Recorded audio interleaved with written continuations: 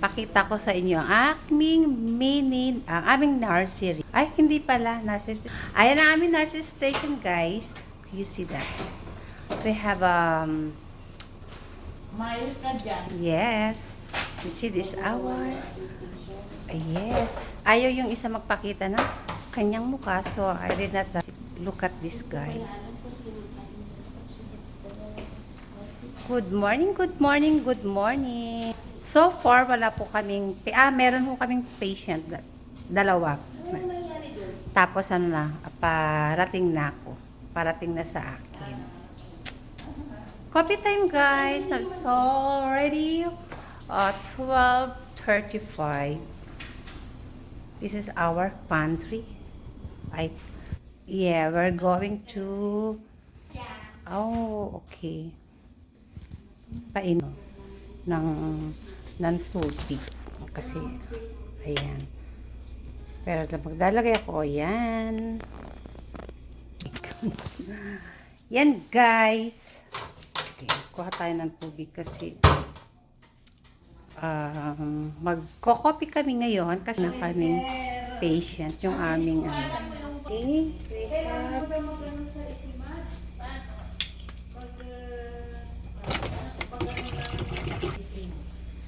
okay.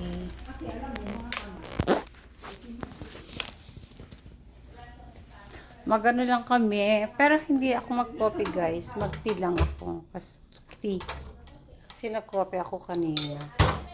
So, habang wala kaming pasyente, ako ay magano. Mag-take na kami ng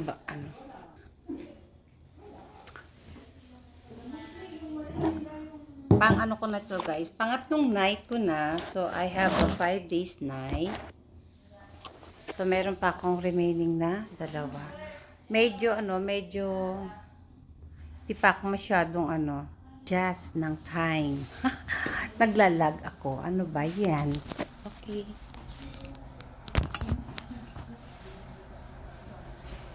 La la la la la. Okay na. Come on, guys.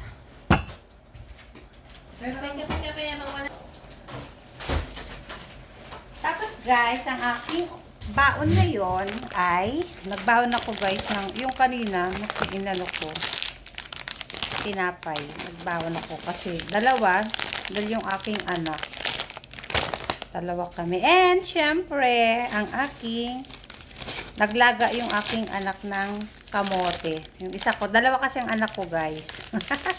Ayan, kamote. Baon, diba? Ayan, kamote. So, may kami ngayon. 5 Pinay. Pag mga weekend ho, ang mga duty ho dito is sa mga ibang mga Pinay. Kasi walang pasok ang mga local. Papasok sila ng Sunday. Sunday dito sa atin is Monday. So, coffee tayo, ha.